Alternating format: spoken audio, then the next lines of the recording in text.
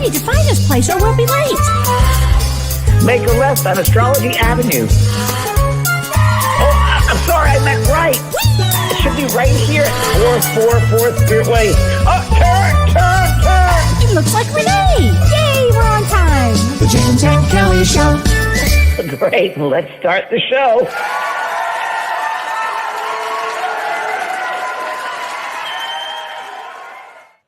Hi. Hi, Kelly. Every time I Hi, see that, it reminds me so much of our time on Venice Boulevard. We're going Yeah, we're on Venice Boulevard trying to get to Dr. Drew.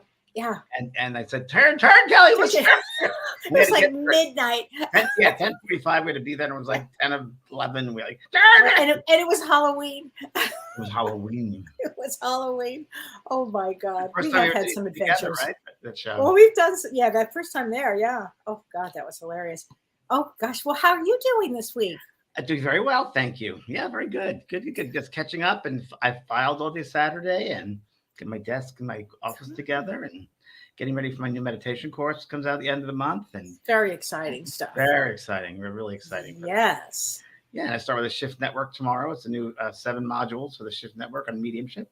Now, can anybody join or? Yes, I got to register tonight on my website, thebenprog.com. It'll take you to a landing page of Shift Network, and yeah, everyone's looking forward to the course. It's and I love teaching, and I love my teaching. So, how have you been, Kelly?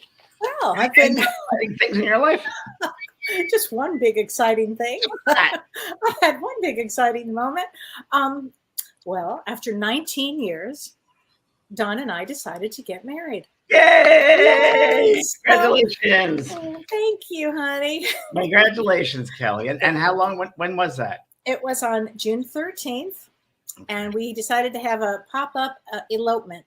And so on our deck at sunset, and it was really beautiful, and it was lovely, and it was simple, and it was perfect. And one day, Don just got up early in the morning. He said, "I think we should be married now. I think it's a good idea. We should." And we had a pop-up wedding.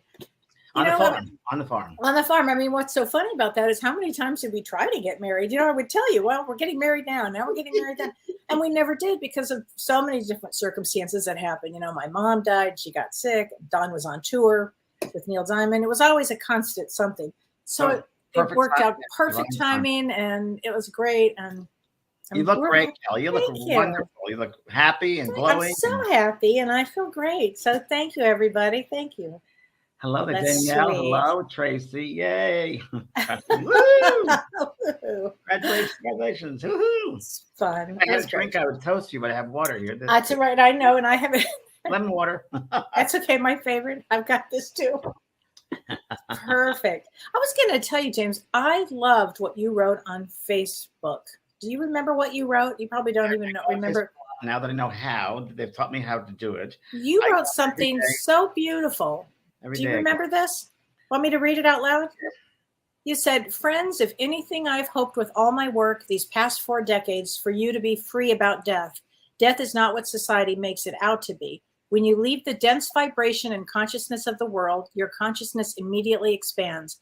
Colors and sounds are more alive and vivid. We instantly understand our soul's journey. We immediately recognize our timeless links to other souls, our eternal relationships. Our spiritual nature is manifest, and in those moments, we understand we are immortal beings of wisdom, infinite love, and compassion."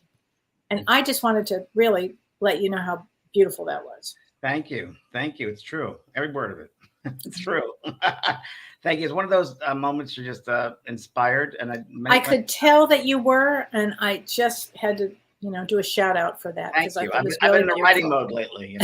I wonder why that would be. It's feeling good though. I haven't written a book in a long time, so I'm working with Kelly in her book. I'm helping her with some stuff, and it feels good to be back in the saddle again, as I say, because it's good to step back and have it back. It's great. Wow. So thank you for letting me have the opportunity. Oh, thank you. Are you kidding me? Thank you. Oh my gosh. Well, hi everybody. Hi Terry. Hi Sue. Hi Kathy. Tiffany. Hi Nancy. People coming in tonight too. A lot of new people I heard. A lot of new people. Oh, we had over 200 sign up for today even. Yeah, which was great. So how lovely is that? Until then, Anne Margaret, James, you have to stay healthy for our Alaska cruise. They want to cancel if you want. Now, did I hear you say we have two people canceled and we have 2? Yes. I'm very well. I'm good. I'm going to a hydration room on Wednesday to get an IV thing because I'm traveling to a wedding. So I'm feeling very good, actually. Yeah, feeling good. I just got to lose some weight, which I will. But otherwise, I'm feeling good. My energy's great. And yes, Great. Pearl is taking a little bit of energy, Yeah. 7 o'clock in the morning. And now, But no, I'm feeling good. 2 slots open. Ron Oyer, who runs the cruise, has said, the 2 cabins on the ship, 2 cabins opened up, the outside cabins. So there's a balcony. So they are available, 2 more cabins available. So 2 people from the ship, not from our group, but from the ship. Okay, super. So we have 2 openings for people then. Are you going to be doing some readings, Kelly, on the ship? I don't know. I think you and I have to talk about that. What do you think? We'll see. People have asked me, but it's a different type of trip. Yeah, people are going to do their own readings in many respects because I'm going to bring them to a certain space. Like, well, tonight we're going to talk about near-death experience. So there's a certain level of awareness and consciousness that I'm going to lead them into by the help of them, and we'll see what happens. It's going to be it's an immersive trip. That's the best way to say it. Immersive. It truly is. My playlist is getting longer and longer and longer. So the music is just phenomenal. So exciting to hear that. Great. New exercises, and I tell people again, bring their pillows and their blankets and be comfortable lying on the floor. It's going to be great. It's going to be super. I can't wait. I know. And you're going to be there. Yay. Oh, I wouldn't miss it. What's going on astrological? Well, I'll tell you. Saturn is retrograde. Yep, Saturn is retrograde. And that is past things to be settled? Yeah, Saturn retrograde, and it's in Aquarius in Vedic astrology. Saturn gets us into shape. It just does. It rules discipline. It rules focus. It rules structure. And it means, James, to do things properly. So, of course, it's the planet of karma. So if you're not doing what you're supposed to be doing, guess what? Saturn's going to go like, here you go. He's going to make you miserable until you do what you're supposed to do. Because don't you believe, James, that internally we all know what the right thing to do is? Yes, without a doubt. Without a doubt. Yeah, I think there's distractions around us all the time. Oh. I think distractions. So, total distractions. Well, Saturn doesn't care about the distractions. It's going to, force us basically to make some important changes in our life. And these changes are all about structure and form. So you might want to look at your energy and see what do you need to change. And what's important about this is on the 21st of June, we have the summer solstice. Now, I know that you're doing on the 20th, you're doing your readings, right? On the 20th. Yes, I am. That's right. So in some parts of the world, that will be the 21st, actually. Interesting enough, it's that big energy. But that summer solstice energy is all about honoring the light within, because during the summer solstice, the sun reaches the highest point in the sky and it gives us the longest day of the year. And because of that, it brings us the most awareness and consciousness. So that day, June 21st, is a very important day. And what you can do, for what people can do out there, is the summer solstice is all about the south direction. So if we talk about directions, it's all about the south direction. So you might, light a candle. You might face the south. You might feel and reflect on the energy that you're feeling right then.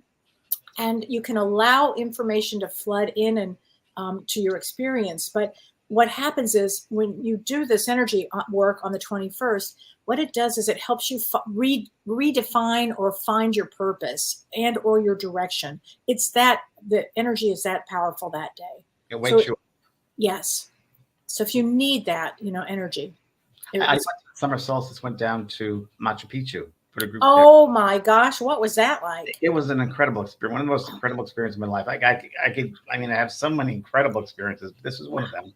And I went down with about, 50 people, I guess it was, at the tour. And long story short, we had a man who's a shaman, and summer solstice down there. You can imagine, it's crazy. And I said to this gentleman, is it possible we can get on the mountain by ourselves at the very top? And he said, I'll take care of that. I said, I don't know if it's possible. Thousands of people coming down summer solstice. And the day of, there are tons of buses, thousands of buses in the city. There's no way. But we left about 7 o'clock in the morning, got up to the top of the mountain about, I don't know, it was 9 o'clock. But no, before that, when the sun was rising, we were the only ones on the mountain. Out of thousands and thousands of people and all those buses, we were the only ones that when the sun came up. That's amazing. We took photos of each other, and there are these rays of light around all the people, rainbows of light. And this lovely couple that I know, there's a beautiful green light from his heart to her heart and back and forth. And it's amazing. That energy is exactly right. It's really an amazing energetic time. Wow, it is an amazing, energetic time. Wow, what a great story. Wow. And James, I have to tell you the last thing before we get into our special topic tonight. Today is Juneteenth. And what does that mean, Kelly? Because I don't know. I'm not familiar with that. A lot of people are not familiar with it, but Juneteenth, I don't know. it's the commemoration of the end of slavery in the United States after the Civil War. So what happened is after the Civil War, actually, the Confederate territory was free in 1863. But because they didn't have cell phones and newspapers and anything that would get the information out, there was a part of Texas, in Galveston Bay, actually, Texas, that freedom they weren't free yet. The slaves were not free yet. And so they became free on June 19th, 1865, almost 2 years later, if you can imagine that. So it's a very important date today. Yeah, June 19th. They call it Juneteenth. When did it start, Kelly? 2 years ago. 2 years ago. Yeah. It's recognized nationally. Now, 2 years ago. Yeah. Yeah. Amazing. So here we go. Slaves are around the world in different civilizations still. You think that, slavery. Earth, I know. Well, moving on to tonight's topic. Yes. Near-death experiences. Let's talk about near-death experiences. I think people are so interested in them. You start first. All right. Should we talk about what it is first? Yeah. Okay. So, what is a near-death experience? So a near-death experience is something that is life-transforming. I mean, literally, your life will change once you have something, if you've had something like this. But it occurs during some extreme physiological condition, such as a life-threatening trauma, a cardiac arrest, or James, even deep anesthesia could cause that. And it's the thing that what happens is there's no awareness of any sensory experience of any kind that it should be possible because of the brain function. But in actuality, the soul leaves and goes to the other side during some traumatic event. Yes. Yeah. I had one. Well, I had one too. So let's talk about. You had one when you were a little girl. I remember reading about this. Yes. Yeah. First, let's tell yours about the coma. So what happened to me is when I was 3 years old, I was bit by a mosquito. And when I got bit by this mosquito, I ended up with encephalitis. So encephalitis is inflammation of the brain. So a lot of people are asking, how does somebody become a medium? Like if you have a near-death experience, will that propel you towards this? Well, I'll tell you, it certainly could. But in the inflammation of the brain, I was very, very sick, and I was 3 years old, and I was very sick, and I was put in the hospital. Do you remember, Kelly? Very well, very well, because my grandparents were all around. My mother, I remember they were putting vinegar to calm me, to get my fever down and all of that, and they couldn't. So I ended up in the hospital, and I went into a coma actually in the hospital.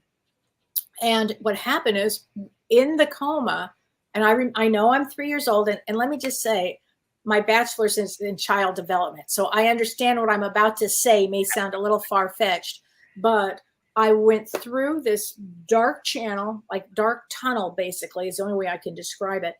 And I got through to this like membrane. This membrane thing, like a sticky glue kind of a thing that I was trying to get out of. And I was met with what I will call two of my great aunts that I did not recognize them. All I knew is that they were my great aunts. And then later I saw pictures of them. But at the time I did not know who they were. And I was pushing my way. You felt their love. So the love was I just wanted to go home. I just wanted to go home with them. And I was pushing my way through, and I couldn't understand why they wouldn't let me come through. I thought, I'm in pain. I was in so much pain, and I just wanted to go home, frankly. So I'm pushing my way through, and they said to me, "I'm sorry, Kelly, you have to go back." And I was like, no. And I figured I could kind of weasel my way through. And I was very pushy. And they said, "You have to go back because your mother's destiny will change, her course of destiny." Now, granted, I know I'm 3 years old as I'm saying this, but this is what they said, because as a soul, my soul was not 3 years old. And I will tell you what happened when I was forced back into my body, James. I remember just being so depressed. And do you know, I think I was depressed for years after that because I had to come back and I saw the beauty and the love and there was no pain, no suffering. I just wanted to be there on that side. But I also knew I couldn't let my mom down. I knew that. Yeah, Because had I died, my mother would have never been able to do the work that she did. Never. Because she couldn't have survived it. All the lives have been changed for your mother. And Exactly. So when they pushed me back, but I will tell you, have you heard about that like membrane? No, I read that in your book, and I was like reading. I've never heard that described that way. And I've watched many documentaries, and I've read a lot of books about your experiences. Never heard of the membrane, and I love that because I love that. Yes. It was like just push. Like if I felt like I could push my body in there, I could get in. And they were like, "No, you've got to go back." And I'm like, "No, I don't want to go back." And you think it was divine time, the membrane wouldn't be there because it would be open, right? Yes. But I do think that is one way that I did become medium. Well, it's also, I think probably you received that love, that you knew that love, you knew there was no death, and you knew there was so much love there. So you knew what the side was like. And just so much love, so much love. You know, it was the same type of feeling when I saw my spirit guides, actually, so much love like that. It was just wonderful. So tell me. No, I haven't gotten that point yet. The fun one is great, though. Telly tells a certain book it's incredible. Can you share that one? It's just worth. Should I tell the story? Yeah, it's a great story. Okay, so when I was 21 years old, I went on semester at sea, which is a ship that goes around the world. And for a lot of reasons that I talk about in my book, when I was in India, I decided to go by myself. And when I went to India by myself, I got into a cab or taxi, and I just said, take me to, I wanted to go to see like a temple. I just wanted to go to a temple. And I went to Old Delhi, and as I was driving through the streets, I said, no, that one right there.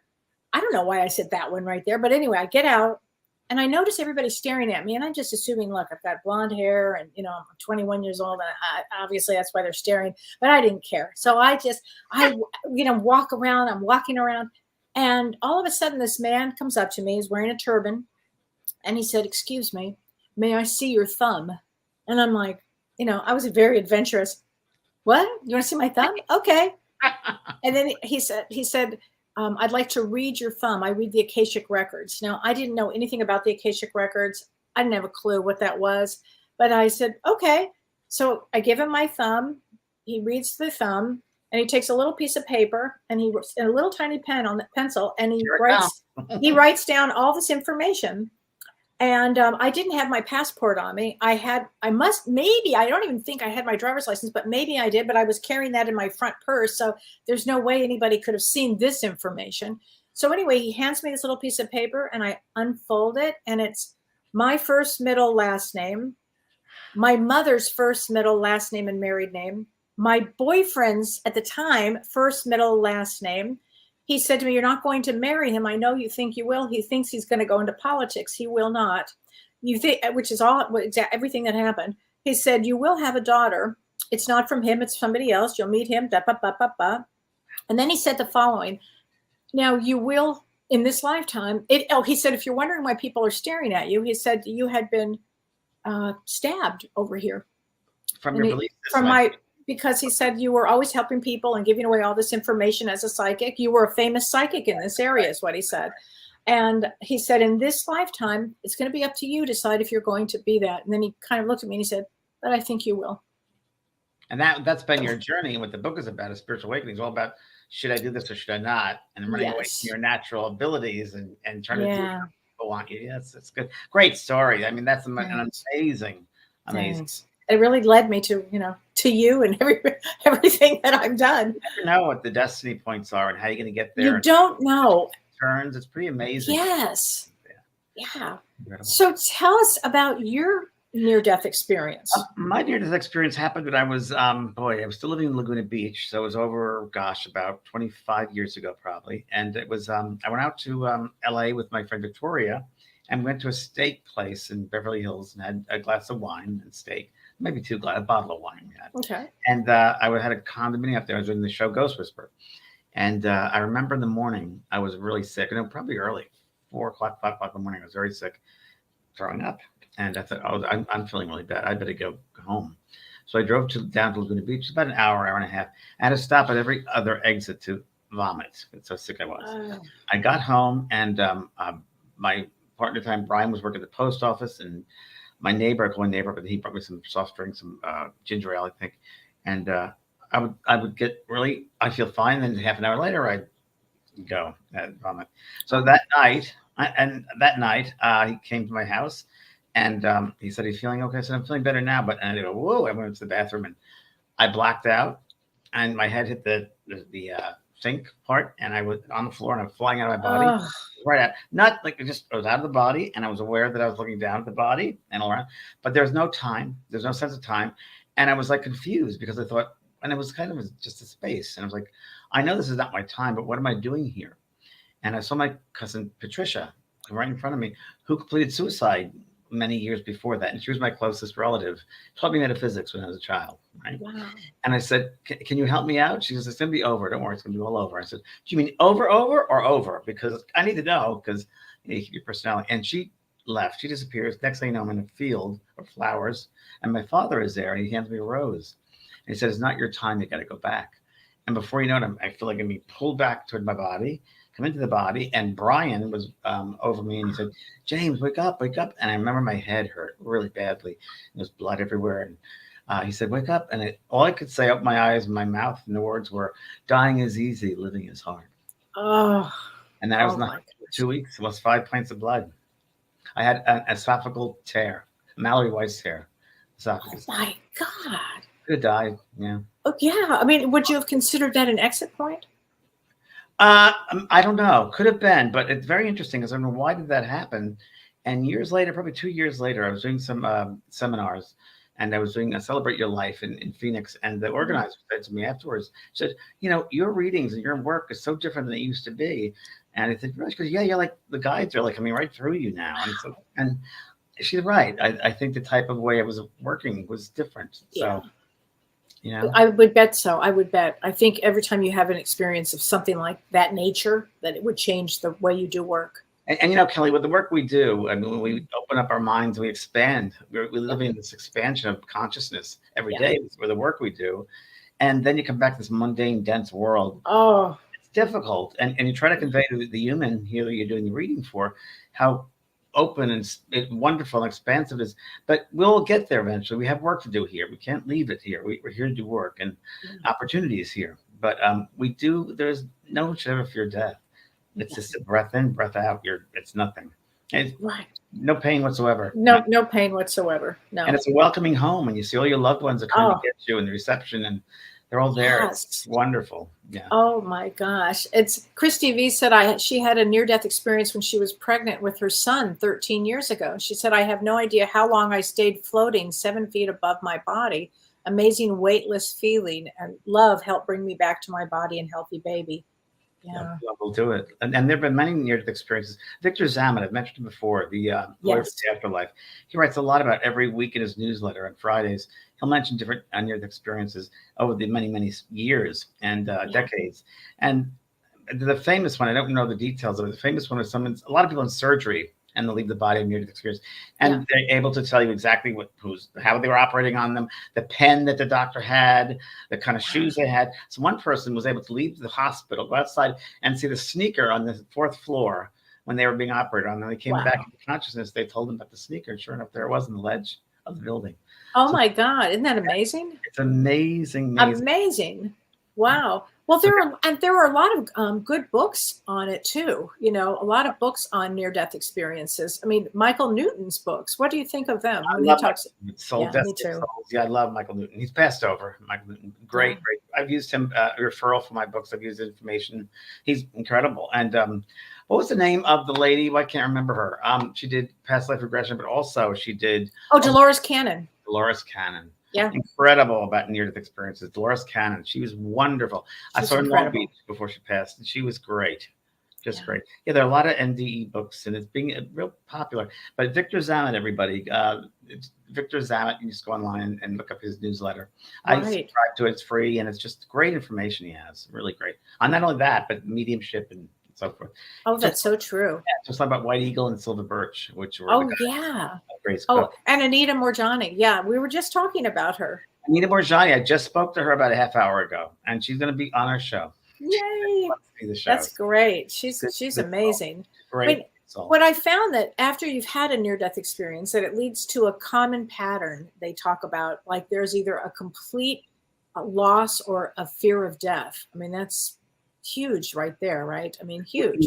There's a fear of death, you said? No, a loss of a fear of death. You don't completely. You don't have it any longer, you know? Completely. And the Kelly, other thing, what do you think about the people that said they have near-death experiences and they go to a dark place, a hellish type place?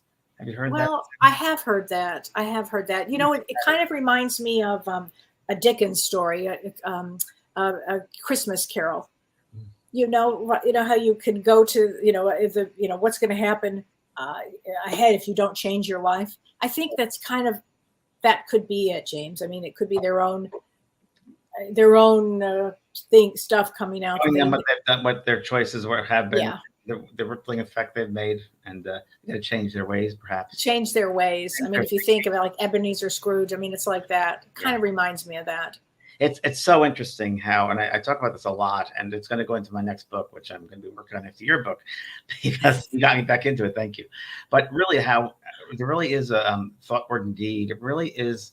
I can't impress upon people the magnitude of the energy our thoughts have, our words have, and what we do, our acts have. We're going to see it when we pass over, and we're going to see everything created or not, and all those missed opportunities, or the ones we did change, and we took the advantage of the opportunities. That's waiting for everyone. So, and it's so true. If everybody knew that on this earth, boy, would the world be a different place. Is that the truth? You know, I was watching. I don't know if you've seen Barry. Have you seen Barry on HBO? Barry. No. Oh my gosh, it's kind of hard to watch, but it's about redemption. And the whole thing is every time, and I think about this in life, at any moment, anybody can make a better choice. Sure. And I think having a near-death experience really kind of brings that home, because it does bring to the soul more compassion. Don't you agree with that? More compassion. It shows you how to live life the right way. Yes. Yeah. Don't take it for granted. So this is interesting. Fawn Cousin says that her mother, when she had a near-death experience, she said she went to a field of flowers and was met by her father too, James. Wow. Interesting. Right. Wow. Oh my God. Okay, this is a good question. Regina Joyce Clark, she says, given the expansion and the benefit that you experienced, why don't we all get a near-death experience? Well, go on the cruise, you'll have one. It's going to be very much immersive, like I said earlier. But I want that experience. We talk about levels of consciousness, and you go to a different level of consciousness. And I was talking to Anita just a little while ago about this exact thing, where I said, Anita, it's pretty interesting, because near-death experience is when the heavy part of us lifts out of the body. But as a soul, we're mostly here right now, 70%, only 30% in the body. And it's that last remaining dense part that leaves and is aware. Yes. And she said, yeah, that's a good way of thinking about it. That's exactly right. Yeah. But you don't have to die to be happy and to have love to yourself. You got to find love while you're still in the body. That's the best thing. Yeah, absolutely. So Julie Francis says that I believe after her near-death experience, she said her connection to spirit became stronger. Yes, that definitely happens, without a doubt. I had you're funny. You talk about your book, Hit in the Head. You're hit in the head. I remember, so funny, because as I'm reading your book, and I'm thinking, well, these things happen. Right. When I was about 8 years old, we were playing with a matinee theater to see a movie, Western. I think it was in those days. Okay. And I remember playing tag or running around, and someone pushed me, and I hit the side of the building right with the corners, right there. Oh. And it split open. And I had to go get surgery and the whole thing. Oh, my God. Yeah. So I'm thinking maybe that was. Oh, of course that would have been an opening, because your pineal gland is behind it's your third eye. So the chemical that would have come out of that, would have been, I think, just like important in your work, which is what happened to me. Peter Hurkos, yes. Yeah, and exactly, you're right. Oh my gosh. Helen, look at Helen Meyer. Jesus was there to greet me. Oh, wow. I wanted to live or be with him. I looked down. Oh my goodness! I looked down at my body and saw my family crying, and made a decision to go back to my family. This is a shortened version. So that's a very interesting, Helen. A really interesting one, because a lot of people wonder about seeing Jesus or seeing Moses or seeing Buddha, or what is that about? Well, I think it's really the mindset or what you're aware of. That might be, my mother saw a priest when she passed over because she was Catholic. So it's your field, it's your reference point, if you will. It's your way of, if that's what you believe, it's going to show up that way. But in my case, and you haven't gotten to this part of my book yet, but after my head injury. Is it after the baby goes out the window? I haven't gotten there yet either. Yeah. Oh God. Oh yeah. Yeah. Wait for that part. Yeah. Way after that, but no, not too far after, but after. But what happened is after my head injury, and I thought I was dying, actually. I just assumed it. I looked up and I actually saw Jesus, and I don't have a Jesus reference. I mean, my father was Jewish. My mother was Southern Baptist. I had zero religion, zero. So I think that, I don't know how to explain that, but often if there's a belief system in place and you pass on the other side, of course that's going to be, if it's Catholic, if it's whatever it happens to be. In my case, it really wasn't the case. It's just odd. On the sidebar here, I sat with Leslie Flint, a very famous physical medium. Right. I forget when, and people can still hear it online. You can Leslie Flint Trust. It's extraordinary. Yeah. Extraordinary. And Mickey was a Cockney boy who was his guide that would come through all the seances. And I remember one of the tapes, he asked this lady, "You don't really believe in those Jesus stories now, do you?" And he went on to say that was man made those up. Jesus never wanted any religion. Jesus was just a simple man, but lived with compassion. And it was a political type of thing. But I think, to me, really, Jesus, I think of compassion. Completely. Absolutely. Interesting. And Vinci is asking about purgatory. Purgatory. Wow, that's a good one. That's a good question. I remember growing up Catholic and went to school, purgatory and limbo. I never understood what limbo was. It was limbo. I've never heard that before. Limbo. No. Except we're not baptized. Good marketing. Good marketing. Sorry, I'm offending you. That goes back to when I was 8 years old, eating the body and blood of Christ. I'm like, what? Okay, fortunately, I didn't have any of that. Being freaked out when I was a little kid. Totally. The body, and when you're celebrating this, right. Yeah, it's pretty weird. Oh my God, that's funny. Let's see here. Okay, there's a lot of people that have had these different experiences. Purgatory. So what purgatory? Well, purgatory to me, my belief, purgatory is really when you pass over and you have a life review and you see, like I said earlier, all the good, the bad, the indifferent. You judge yourself. There's no judge to go, or Jesus saying in the book here, the Golden Book. Not really. It's you judge yourself. You're really your own judge and jury. Yeah. And you see the tests, the lessons that you passed and lessons you did not pass. And sometimes if you hurt somebody, and I can only say this based upon many readings I've done, but one of the ones I remember very well was a girl came to see me for private reading back when I was in LA, and her father came through. It was a good reading. It was a very good session. Toward the end, she said, "I asked you any questions?" She said, "Yes, I've 50 years. My father never said I love you. Why?" And the father said, "I know you've been hurt by this. I've been hurt here too. I couldn't move on until I was finally able to tell you, I'm sorry I couldn't say I love you. I never was taught love by my parents, so I didn't know what it was." Oh gosh. So we feel things. We pass over. We feel things 10 times, 20 times, 30 times stronger than originally we created it. And you feel we've done to people. And you don't have, imagine when there's no time. It's timeless. So you have to really, and it's a mental world. The spirit world, the first world, the astral world is a mental world. So everything's amplified 10 times, 20 times, 30 times stronger. You feel how the other person felt. And sometimes it's so overwhelming that this person is, many times they're just stuck in that space until they get help from those beings on the other side, the guides and teachers and so forth, and help them through it. Or our loved ones praying for them. And many times they seek out mediums. I think there are many different ways, but that to me is purgatory. When you have a mindset that is just holding you back, that's really tearing you apart. God, that's so true. Patricia Blennett says, "I always joke that Earth is purgatory." No, this is hell.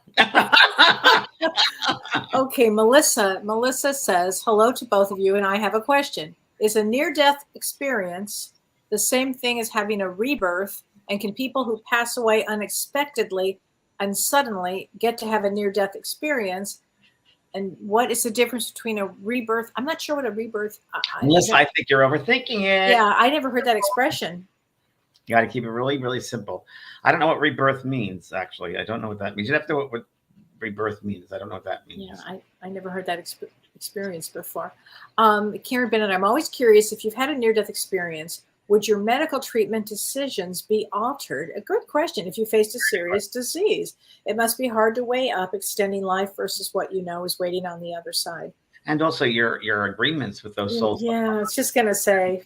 Yeah. You know, a friend of mine is working in private responsibility with their family. And then, that friend would be me. that's a big decision. So yeah. So Karen, I'm not getting out that easy. I was just thinking the easiest way to think about it is do the best while you're down here on this earth. Do the best you can. That's all expected. Oh, yeah. My phone went off. I don't know. Oops. Yeah. Yeah, just do the best you can. That's all we were ever asked of to do is to do the best you can and don't hurt anyone. Right, right. Regina Joyce Clark says in Proof of Heaven, which is a great book also by Dr. Eben Alexander, Yes, he describes, remember that book? Yep. He describes how he first saw a hellish earth in his near-death experience as it was underground, and then he moved up into higher layers of light. I'd forgotten about that. Yeah, it's very, very true. Yeah. Remember the movie When Dreams May Come? What Dreams May Come. Robin Williams. Yes, of course. I was a consultant for that movie because really? And wow. I remember telling him, I was talking to a couple of producers, the director, a long time ago, of course. And they did a pretty good job. There was one thing, but the suicide thing was like, yeah, that suicide thing was like that. I felt the same way about that. Yeah. But on the other hand, I love the colors of that movie. The colors that I told them about the flowers. I said there are gardens and they're colors like we don't have here. The most vivid colors you could ever imagine. And they put that up there. I don't know from what I said, but it was that certainly was translated to the screen. Wow. All right. Renee, would you want to put that up again? Oh, Laura. Tia Stovner. I saw who I thought was Jesus in a dream, and that was so vivid. I could smell the grass and feel the warm breeze across my face. I felt a peace that I've never had before. It's so true. My head was resting in this kind man's lap, and he was telling me everything will be all right and that he had something to do. I asked him what and when. He told me that I will know when I'm ready.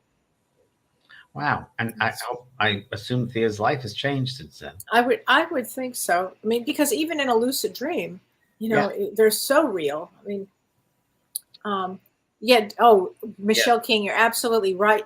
Dying to Be Me by Anita Morjani. Yes. James Bird here is, I think is very interesting. I've given readings for many years at the NDE. I had a beautiful vibration. Thank you very much. A beautiful vibration afterwards. Nurses used to come into my room on their breaks. They said I calmed them. They felt good after that. Oh, that's great.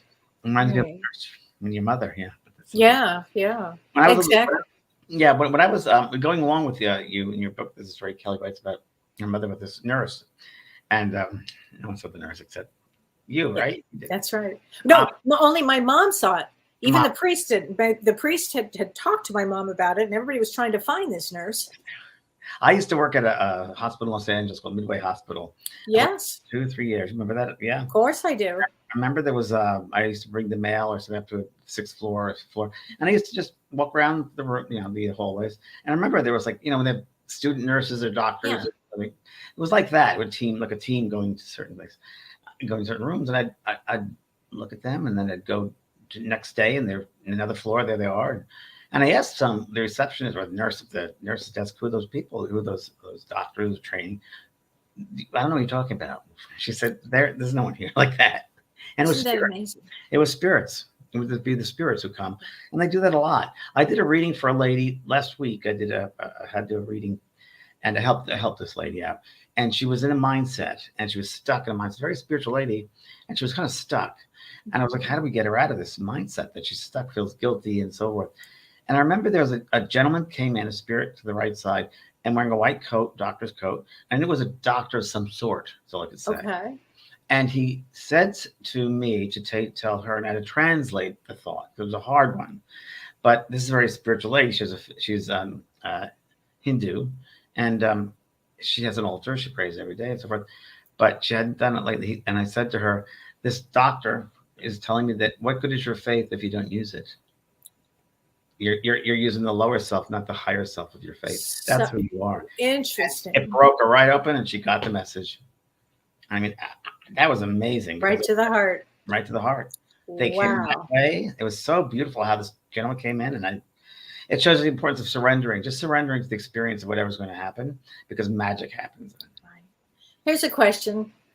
from Tim Dolan is, in your opinion, do near-death experiences have to be physical or can they be mental? Oh, Kelly, what do you think being a therapist? Well, they can, they certainly could be mental. I mean, near-death experiences, you can have one as you are, if you are ill or if you had something like that. But you can also have one, emotionally, I think is what the question is. And the difference there too is out-of-body experience is different than exactly. You're talking really, Timothy, I think out-of-body experience, you can train yourself. The Monroe Institute does that, trains you. That's true. Leave the body, and that's what we're doing on the cruise, when we do those different levels of consciousness and leave the body at will, and that can be done. So it's an out-of-body experience, but a physical near-death experience usually has a physical aspect to it. Yeah, that's very true. Renee Hounsel, during a life review experience in the light age of 12, direct knowing how others experienced us from their perspective changed how I understood interconnection and expanded my awareness of how we are affected others. So you must have been 12 when this happened? Nothing less from you, Renee. Yeah, right. So true. And it's amazing that does happen, Renee. It happens. People have often talked about when they've had that experience. They are with people, beings, and they did not speak to them physically, but telepathically. And there were these beautiful colors around them. And they realized that the colors represent who they are in their character, right? And that there was always a sense of the one connectedness. And that's one thing I had in my near experience, that there was a oneness, that we're all connected to this, I'll say, matrix, yes. Tapestry. Yes. And I remember that I had this clear vision, awareness, I'll say, like a ribbon out the top of the head from everyone going into this tapestry, this huge tapestry. And they're all connected to that tapestry. And what we think creates a color or shape, and it bleeds into that human tapestry. And at the end of your life, you have to look back at that tapestry and see if you made the colors nicer or worse. Gosh, that's so true. Yeah, this is definitely a level of expansion and awareness. Yes, definitely. Lisa Jamuzian, she says, I'm not a nurse or a doctor, but I've been in places where people have been in bad accidents with traumas, and I've been with them until help has come. She said, I was very strong and calm and peaceful for them. What do you think that means? Oh, you were supposed to be there at that. You were supposed to be there then. Yeah. And I think it might be you were a guide took you over. A guide came through you and inspired you, if you will, want to use that. I think that we have to realize that we leave the body a lot. Every day we leave the body, whether it's we're driving and all of a sudden we don't go at the exit. We miss the exit. Where was I? Or reading a book. I remember we just read 5 minutes ago. Right. Where was your consciousness? Probably outside. So just leave. So many times if something happens like that, you'll be called in, and the big people up there come and help you, and you probably you were the medium in that respect. You were inspired, then they were there in the physical levels. Laura, a friend of mine completed suicide some years back, and one day I was out on my walk praying for him to be able to raise his consciousness and stop suffering. I was just rolling off these prayers, and bam, he came through and told me he could hear me. And he thanked me for praying for him. Oh, that's great, Laura. That's really great. They do. They hear us so much. Oh my gosh. So the magnitude of the prayers, they hear us 100 times stronger than they know we're thinking. They know it. They know it very, very much. My sister passed over in April and she hasn't stopped. Oh, she hasn't stopped with the dimes. Well, she's investigating different places, she said to me. She's looking for herself in different places and different characterizations, and she's exploring places and spaces, she said. So it's good.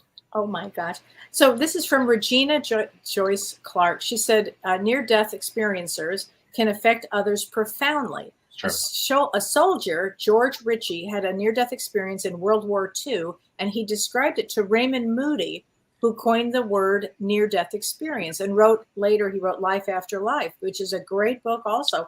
And we just found out he's still alive. Yeah, altering our views of death and life. It's so true. I did conferences with Raymond. Yeah. What's he like in person?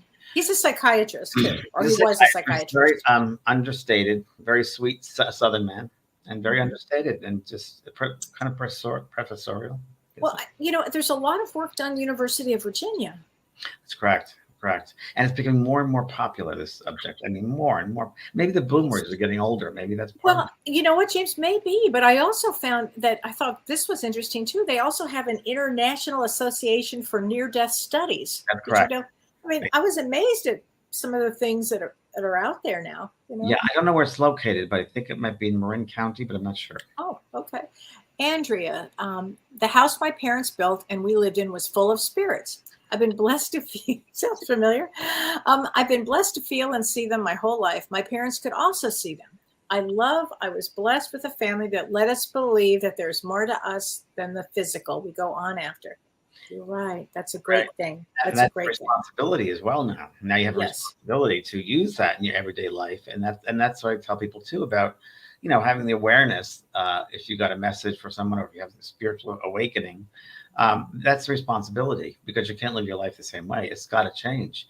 And, when you pass over and you look at your life review and you say, oh, I didn't know any better. Your guides say, oh, no, you were told this when you were like 30 or 40 years old. So you have a responsibility now. So true. When you're spiritually awakened, you're awake. Yeah, right. Allison Hamilton. I had a near-death experience. What an amazing experience. The love I felt was so intense and the colors were so vivid. I couldn't see the person's face that I was walking with. All he kept saying is, it's not my time. Wow. Yeah. It's really extraordinary. Okay.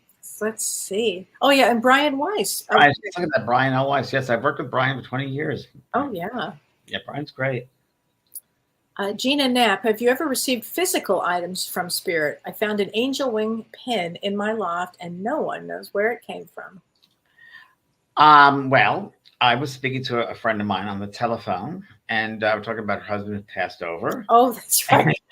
I know this. and a friend of hers had a wife pass over and the wife, I guess, manifested a ring or something. Yeah. And all of a sudden I hear ding, like ding, like what's that? I said, hold on, I phoned up, and it was by my washing machine. And there was a little copper ring, it looked like a ring, a ball bearing ring or some kind of ring. I said, you're never going to believe this.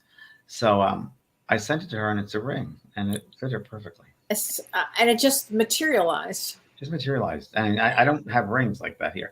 And another thing happened once I was in Brazil, did a book tour. Brazil's full of mediums. It was 25 years ago. Right. I think it still is. Yeah. So, signing books, and all of a sudden this man comes to me and he goes, my friend here would like to present something to you. And I said, okay. And he sticks out his tongue. And there's an apart of a flower or metal on his tongue. And I said, you don't want me to touch that now, I hope. Thank you for the thought. Thank you for doing that. Thank you. So, apports. I mean, that's my experience. Apports. Kelly, my sister who passed over, Kelly found... I was in the bathroom, and then right after Lynn had passed away, I think she'd been gone for coming back with dime. Yeah, and all of a sudden there was a dime that just was on my bathroom counter, and I picked up the phone to call you, and you said to me, "I was just going to call you because Lynn." And I said, "Look, Lynn left me a dime here." I couldn't believe it. And then didn't she also leave a dime for your other sister? Your sister? Yes. So weird. For Maura, yeah. I haven't had one yet. I'm still waiting. Oh. So my sister Maura was making her bed, her or her husband was, and then they took up the sheet or something, and right in the middle of the bed was a dime. I mean, yeah, that's her for sure. Yeah, they do that. They leave things around, feathers as well. I mean, I was talking again to Anita before, and we talked about how they can take your mind and they can focus your mind to certain things. She said her mother comes a lot to her, and it'll be something where she has to pay attention. And she'll take Anita's mind, and she'll be watching a TV show and listen intently. And she turns and hears something she needs to hear. So, wow, I can apply that. So they did all the time. They take our attention to certain things. That's why distractions take you away from just being still and centered. If you're centered, you get it. But if you're distracted, you won't get it. Right. That's so true. Let me see. Cole, let's say, Kelly Evans, why do some people not know they're dead? Great question, Kelly. Why? Well, because it could be many different answers to this. But what I think is people expect so much because society says so much about death. They expect this whole big thing going on, and it's not. It's just the opposite. It's simple. It's painless, and it's a sense of just completely you're home again. It's freedom. It's love. There's nothing to it. And my sister was afraid at the very end, and she was like, "My dying." I said, "No, you're taking a magic." And she was a medium too, and she was afraid in the end. And when she passed, I was very aware that I was on a plane coming back. I had to go. You leave now. You have to leave now. Spirit said that you've got to go now. I was like, "Okay, I got to go right now." And when she died, I saw it was like a Viking funeral. There was like these beings that were holding her, and it was like, well, white, like white light. I saw her in a blue and white luminosity, and it was very interesting. But yeah, I mean, it's gosh, I mean, wouldn't it be great if people realize there's no death? There's no such Yes. thing as death. Yeah. Do you think they would live differently? Yeah, yeah, they would make different choices and different decisions. Yeah. This country would be different. The world would be different. Yeah, it's so true. Oh my gosh. So, hi, Karen from Brisbane, Australia. Thanks for watching. Let's see Andrea here. Andrea Tavarnina. After my father died, his soul came to me in my dream. Now, the number one way to communicate is a dream state. Yeah. I've always been a dreamer. Mm-hmm. He told me we will always, there you go, thank you. He will always be together, me, my mom, father, and brother. My father told me our souls are always together. The way he explained it was like we were always meant to be. I look forward to being there. It's very true. There's an affinity together. There's a kind of affinity, a pull, a magnetism, if you want to call it that you have to learn together. We just don't learn by ourselves. We learn with the group, and we learn with even bigger groups and bigger groups. You know, and every country has karma. Every planet has a karma. Every galaxy, I think, has what I call karma. Yeah. Allison Richards says, what happens when people pass and are immediately regretting their own accidental contribution to their passing? Well, like suicide or accidental suicide, or? Well, I mean, it happens. I can't tell you how many fentanyl deaths I've had. Fentanyl deaths. I mean, you probably had a lot too. The past 4 years, it's been wow, and young kids too. You know, they're first of all, something I found out, which was very interesting. The people that helped them over in those cases, the family would be there, but there also are those who pass the same way. Yes. And what they do is help the newly arrived ones who pass that way, because they know the conditions, the mind conditions that the soul have on passing. So they will help them to, you know, alleviate those certain conditions or certain ways of thinking. And they realize, you know, that they were alive, they're not dead, and they didn't mean anything. The big thing is that they didn't mean to hurt their parents or didn't mean to hurt someone. And, you know, I think they just want the pain to be over with, whatever the. Sometimes, yeah, but sometimes. I guess on some level. Yeah. On some level. Yeah. A lot of people are in pain. And it's so interesting, Kelly, because so many people are in pain, not in a conscious level either. Deep down, right? Traumas and deep down, deep rooted. Yeah. Deep rooted. I'm pushing my new course, which is coming out June 28th. And we'll talk about it again next week. But I'm really proud of it. We just got the final look of it, and it's just fantastic. And this is the meditation course. Meditation course. Oh, I can't wait. Weeks, and I recorded in a studio, and I hired a producer to do some of it. I have a videographer, and it's really I'm so happy how it turned out. And it was really written by myself and this girl Kelly Brown, worked a lot with Hay House. And it's just, I don't know, it's just something very special about it. Yeah, on the website you'll see the. Oh, I can't wait! This is fantastic. Right. I mean, it's so necessary and so needed now. And it's a very different type of meditation. It's about sitting in the stillness of your being, letting your soul experience your soul from the inside out. Is what it's about. It's good. So I want to tell you about that. Oh, I can't wait! I can't wait. So Regina Joyce Clark says David Ditchfield, and I don't know that name, James, do you? Has written of his extraordinary near-death experience after being pulled under a train. Oh, yikes. Wow. And then became a painter and a composer, though before he was neither. Interviewed all the time. What he saw and was told on the other side was riveting. Wow. Amazing, Regina. Wow. That is something. You know, Mary Steenburgen, she's a friend of mine. She was in the movie. She was in your movie, yeah. That's right. And actually, someone came up to me the other day and I said, "I saw your movie." I said, "Oh," I said, "and you did a big part." And I said, "Yes, I was an organ player." That's right. So, that's great. But she was under sedation, I guess, for some work she was having, that's an operation or something, and anesthesia. And she woke up and she was able to play, I think it was the saxophone, and she does music now for Disney and Pixar. And she's written over, I think, 500 songs. Yes. And she wrote a song, I think, with Dolly Parton. I mean, she's done, it's like extraordinary. Amazing. Ann Rogers asked, what about Embraced by the Light? Have you read it? It sounds familiar. I met Betty Eadie. I did Larry King. Oh, her. Yes. Yeah. Yes. That's Betty Eadie. I don't know if she's still around. But no, I don't think she is. I think she might have passed. But God bless her, because she really was a pioneer. She was the one that really opened the door for that. Yeah. And Raymond Moody, really the pioneers in that and years of experience. And she really is a lovely, lovely soul. And she wrote that lovely book, Embraced by the Light, one of the first books I ever read, Embraced by the Light. You know, I think it was one of the first books I ever read, too. And I think she did a book, believe it or not, on Atlantis, too, back in the day. Yeah, she was really extraordinary. I forgot about her. Yeah. Yeah. Oh my God. Mary Snyder says, thank you guys for getting these together. You're so welcome. So interested and helpful to so many. It is. Okay. Pam Thomas Dubach. I have a distant relative, Greta Alexander, who was struck by lightning. And once that happened, she became a medium. I never met her and she passed over. That can happen. That can happen, definitely, without a doubt. Again, a trauma event. Yeah. And it's interesting on the other side, electrical, what we would have chosen. Yeah, electrical. Right. We're all electric. I mean, it's just like ampage. Ampage goes, woo, and that's what it is. It pulls up the vibration, it speeds it up. Cindy D'Amico. Kelly, I'm sorry. There was a great movie which everyone should watch if I haven't seen it yet. It was years ago. It was made. And it was one of those movies you're like, wow, I just love it. Powder. Do you remember Powder? I think was struck by lightning. Cher was in it, right? No. That's the guy with the face. No, Powder. Okay. I thought she played the mother in that. No, Mask. That was Mask. Mask. Oh, I got it mixed up. Okay. This is Powder. No. He was struck by lightning, and he was really kind of a healer, and it was his way of how he could fit into society with his abilities. And they're all after him because they think he's very strange and weird. But a great movie, Powder. Everyone should watch that if you haven't seen it yet. Oh my gosh, I will definitely see it. You'll love it, Kelly. Yeah. There's no doubt. Favorite paranormal movies of a long time. Oh my gosh! What now? Did you write a book on dogs, James? Peony and Roses is asking.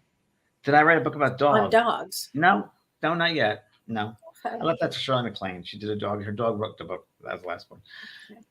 Okay. No, Betty is still living. Thanks, Stacy. Her book helped me so much after my dad died. Okay, that's good to know. I think she's up in Oregon. Is the last time I know. Wow.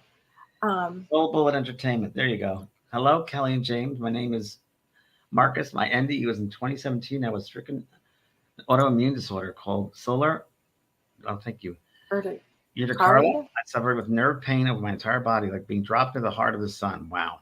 Finally, the second Wednesday in April of 2017, I left work. Returning home, I needed to take the edge. After a conversation with a being, I took a handful of pain pills and a half bottle of whiskey. Wow. I died on my bedroom floor. The other side is sweet love. Wow. That's pretty amazing. Wow. Wow. That's amazing. Wow. I'm glad you're still here. Yeah. You change the world with experience like that. You can change the world. Everyone needs to. Well, that's the truth. If you have an experience like that, write about it, talk about it. Absolutely. Get it out there. Don't keep it to yourself. Spread the love. Really. Right. Here's Lorraine Hester. Richard Bach. Yep. Had an NDE. Yep. There you go. Near the experience which had occurred in relation to a nearly fatal plane crash. I didn't know that. I did not realize that. Wow. 2014, the 130-page Bach work Illusions 2. The Adventures of a Reluctant Student was published as a booklet by Kindle Direct Publishing. Illusions 2 also contains allusions to the insights regarding the theme. Oh, that's fantastic, Lorraine. Thank you for sharing that. Yeah, really. Really interesting. Richard Bach, didn't he write the Jonathan Livingston Seagull. I was thinking the bird. Yes, Damian Brinkley is still alive. Yes, because you spoke to him not that long ago. Brinkley is a friend of mine, and he lives in Vegas. And about a year ago, we're supposed to see each other. Actually, we couldn't. We were very close. We couldn't see each other, but yeah, he's still doing very well. Nice guy. Good. He wrote my blurb for my first book, Talking to Heaven. He did the back cover. Him and Brian Weiss. Oh, it's great, James. Let's see here. Well. Yes, Tim Brinkley helped a lot of people in your experience. The hospice. He went to hospice care. Exactly right. Wow. Can your dog hear you? Yes. Oh, without that. Why? So I said, why couldn't your dog hear you? If thoughts are real and they live in a very mental world made up of thoughts, your thought comes loud like an amplifier, and everybody hears you. Spirits, the human part of the dog, the animal part, even here on this earth. Plants, the plant kingdom, the animal kingdom, people, they hear your thoughts. They really do. Yes, I talk about flowers every day in the gardens, and Kelly knows my gardens. I love your gardens. Gardens, I can't wait to see them. And the moon garden in particular. With your moon there, your moon is there, and you'll be freaked out when you see it. It's all different. I can't wait. And where did you put that birdhouse? I have about 10 birdhouses. The special one I sent you. You'll have to remind me which one because I have several. places. Okay, I can't wait. I feed the birds every Sunday. Okay. Boy, they're voracious now. They expect it on Tuesday. It's empty. All little. Okay, ours too. Yeah. Yours too? Yeah. Ours is Monday though. We were out earlier. Yeah. And what do you feed them, Kelly? Oh gosh, that's a Dawn question. All kinds of bags of stuff. Sunflowers and things like that. Yeah, a bunch of stuff. And then the birds knocked out all of these seeds, and so now I have sunflowers growing everywhere. That's right. It's kind of cool. I like it. Anyway, so tell us this week. You're going to New York this week, I think, right? Yes. Tomorrow I'm working with Shift Network. Network this is exciting. Yes, and it's an online institute studying new age, I guess you'd call it. It's all different types of disciplines, and I'm doing a 7-class module. They wanted on mediumship, and I expanded it more, but the soul and mediumship. So that starts tomorrow. If anyone's interested, you can sign up from my website, benprog.com, and register there. It'll bring you to a landing page. And then I have, the end of the month, I'm going to do another open mediumship readings. And what else is there? Yeah, and then they're looking forward to the meditation course. So my head is all around that, trying to get that up. I know it's a lot. And I know you're doing a live event at the end of July, right before we go away. Yes, I'm doing a Seaside Center in Encinitas, where I live. And it's going to be on Lake Drive. And the month after me is Sonata Kerr, who's my favorite musician. And Anita Morjani just being her. She was invited to go there. And I said, Anita, you should go. She was just there once before they want me to come back. So, but now that you're doing James, I think I'll do it. It's good. I'll help you. Good. Such a kind soul. So. Yeah. Oh my gosh. Well, everybody have a great week. Thank you everyone for tuning in. Join me Thursday for Ask Me Anything. Oh, good, Kelly. Very good. Be there. I will be there. You'll be flying. All right, honey. Take care. Thanks, everybody. Thanks Renee. Bye. You've been listening to Both Sides Now and Beyond, featuring spiritual medium and master teacher James Van Praagh and spiritual medium and psychotherapist Kelly White. That was great. Maybe we changed some lives. And maybe opened up some minds. Which way do I turn? Right. I mean left.